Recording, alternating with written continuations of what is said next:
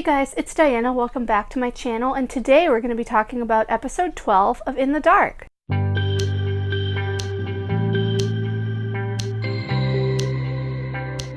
So, this episode was called Rollin' with the Homies, and it starts off with a young Murphy and a young Jess at the roller rink, and the song Barbie Girl is playing, and they're actually doing their roller skating in the rink, and they're celebrating Murphy's birthday. I'm assuming that this is her 13th or 14th birthday because she makes a snide comment when Hank and Joy want to get a picture of her and Jess together about what the point is of taking pictures because she's not going to be able to see them soon.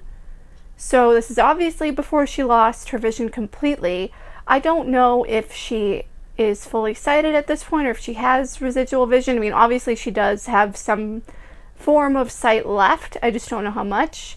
However, there's this one poignant scene of Jess stumbling toward her on the roller skates to get in the picture that is going to be a common recurrence basically throughout the episode. In the present day, Murphy and Pretzel wake up in the apartment, and Pretzel's kind of sad because it's just the two of them and no Jess, and Murphy's kind of talking to him like, oh, she's not coming back, buddy, I know.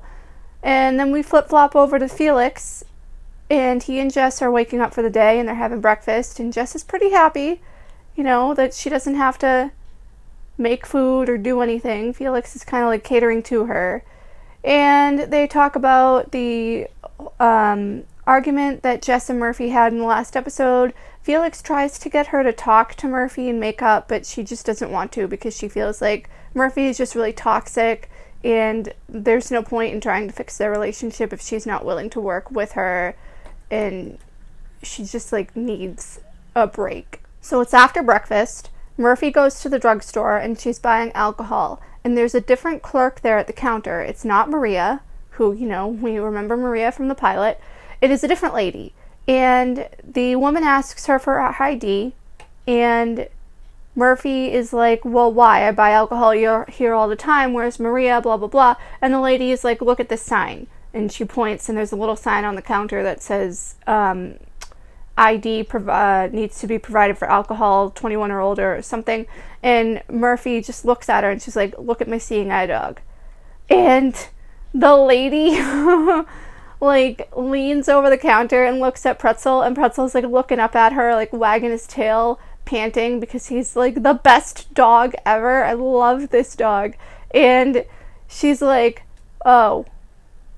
And then she's like, well, you still need your ID. And so Murphy kind of just haphazardly throws a bunch of cards on the counter for the lady to look at because she doesn't have her wallet organized, which, okay, you have no vision at all whatsoever. You don't keep your wallet organized.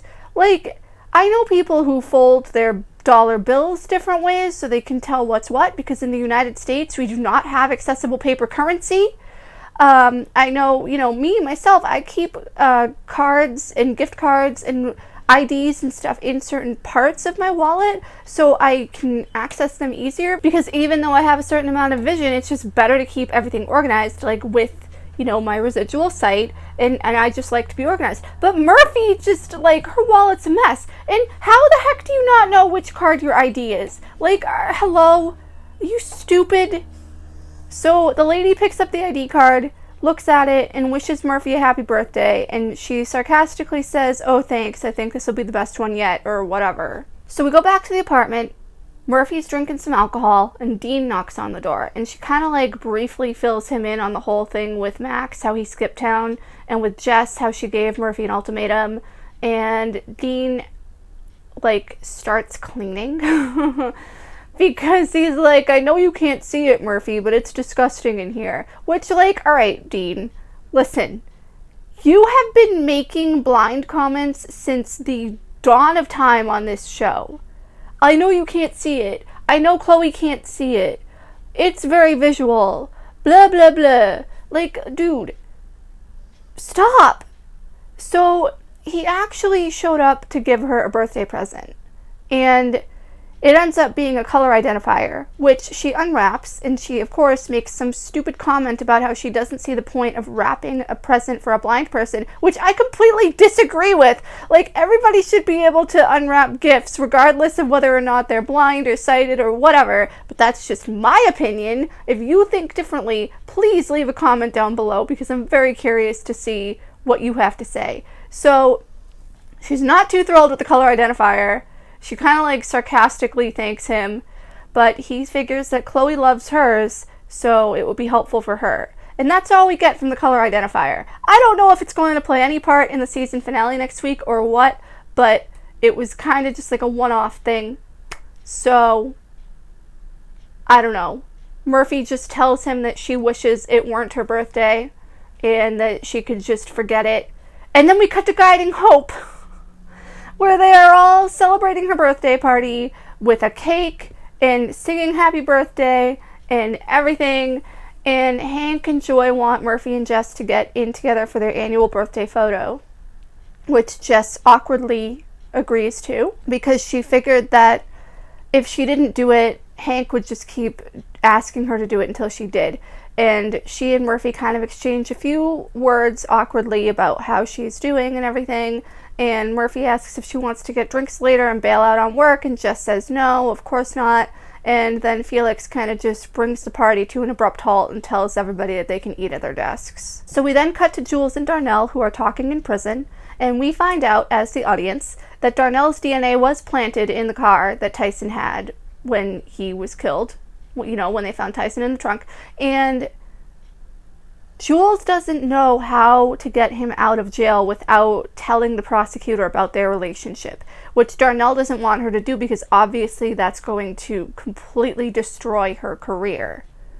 So they're kind of at a wit's end here, and Darnell just suggests that they go talk to Murphy because they need help. Cut to Jules going to Guiding Hope and talking with Murphy. So Jules asks for Murphy's phone because Murphy had everything backed up to the cloud, which I'm believing that she did end up getting a new phone in the last episode after Max threw her other phone out the window 2 episodes ago.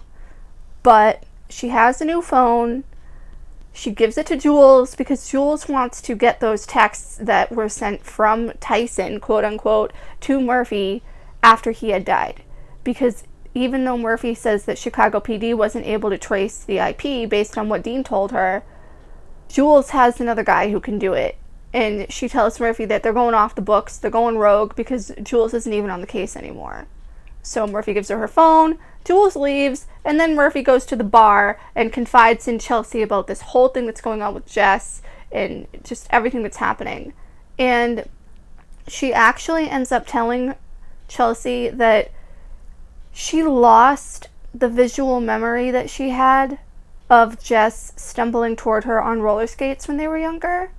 And her losing that visual memory happened a couple of months prior to the time that this episode takes place. So we're in October now, because we learn later on in this episode that Tyson died in March, which was 7 months before this episode.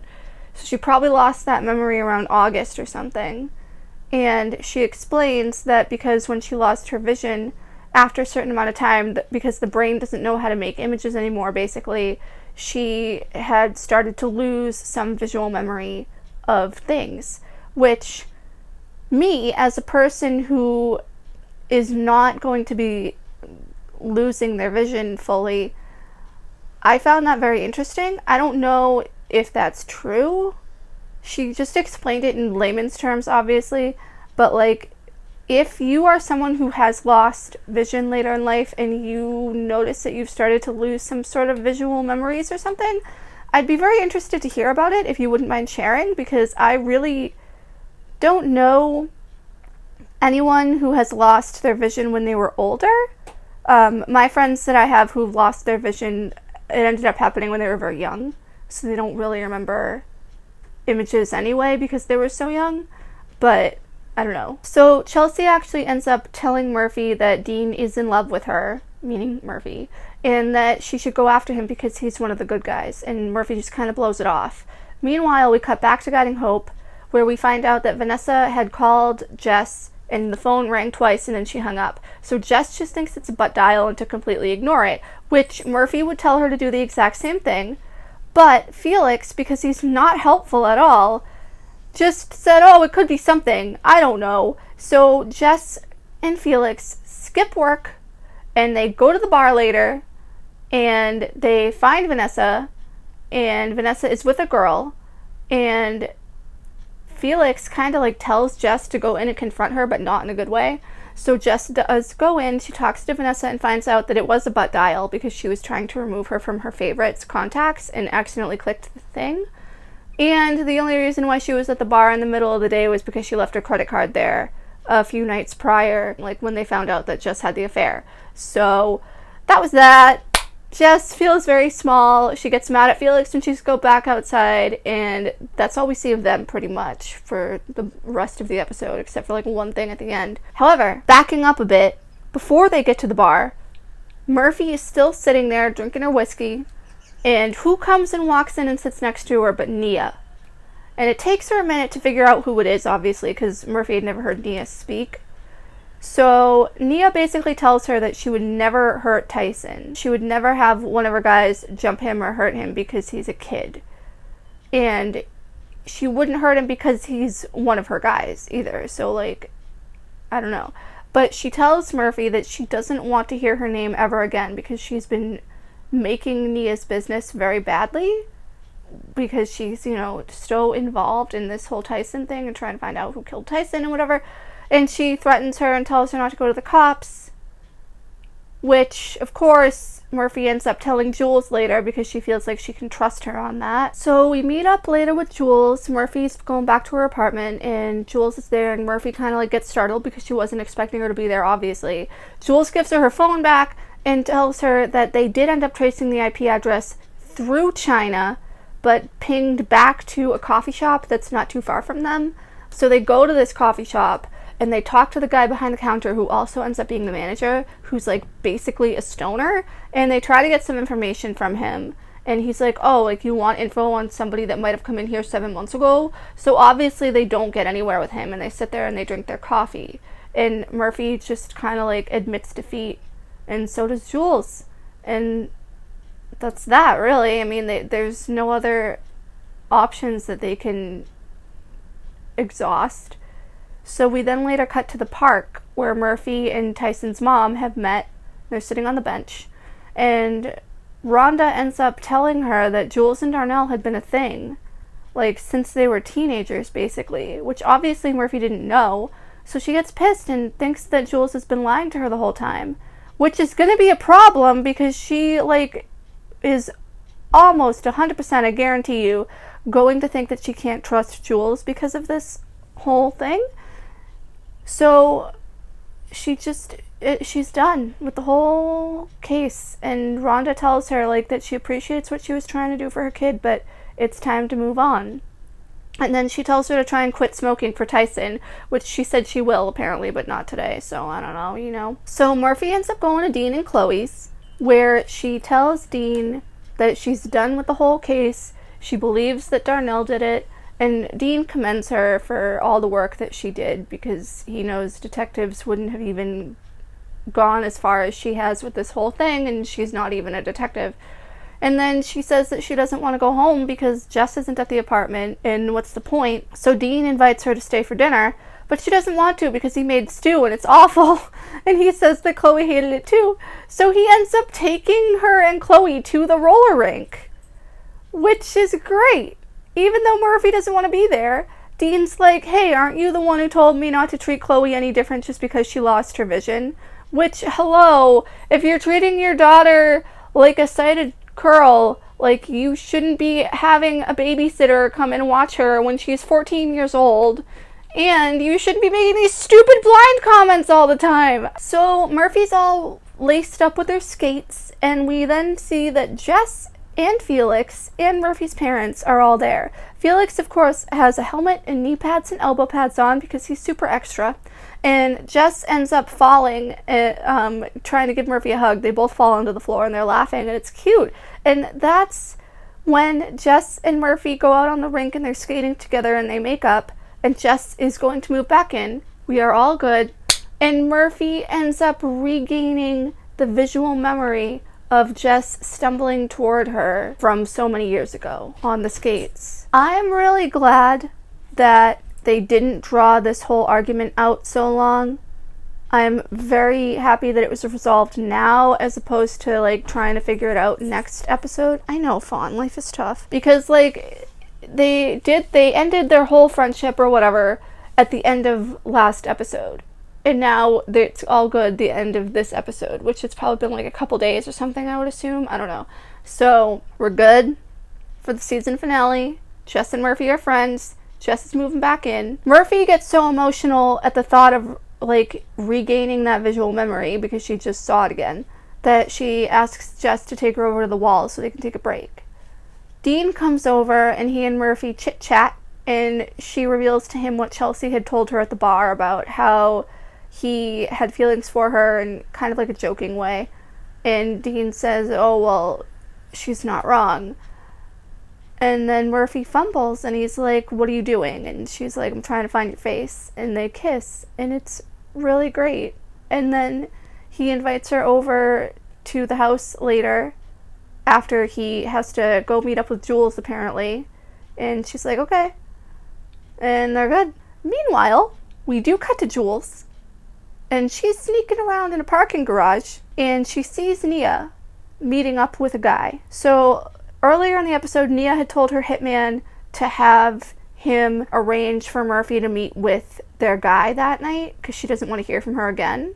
Like, you know, to kill her, basically. And after Jules discovers this thing that she sees in the parking garage, she goes to Darnell and talks to him, and reveals that the person she saw in the garage has the same gun holster as a Chicago PD officer. She obviously comes to the conclusion, like, hey, who would have been able to do this with all the manipulating of the evidence and everything if they weren't a dirty cop? So it has to be a dirty cop who's doing all this to try and throw Murphy and everybody else off the case. And in her saying this, we are shown Murphy at Dean's house with him and Chloe, and Dean is taking his shoes off. And the shoes that it shows are the same shoes that Jules saw on the guy who was going up the stairs leaving the garage, because she only saw them from like the waist down, I'm assuming. So we're pretty sure it's Dean, right? Who's been doing this the whole time. I mean, I'm a little surprised, but also not. The next episode, the season finale, is called It's Always Been You. And from the promos, it does look like it is 100% Dean, who had been doing it the entire time, because it's cut together to make it look like he's trying to kill Murphy or something. So I don't know. We'll have to see what happens next week. If it is Dean, I'm going to be kind of pissed. But also, this is a CW show, so who knows? We'll have to see. But if you have any theories, I'd like to hear them. That's pretty much the running one on the internet right now, is that it is Dean. But I feel like that's too obvious. So I don't know. Anyway, if you like this video, please feel free to give it a thumbs up, subscribe, hit the bell, leave a comment down below. I can't tell you what to do, but I hope you have a nice day, and I'll see you later. Bye.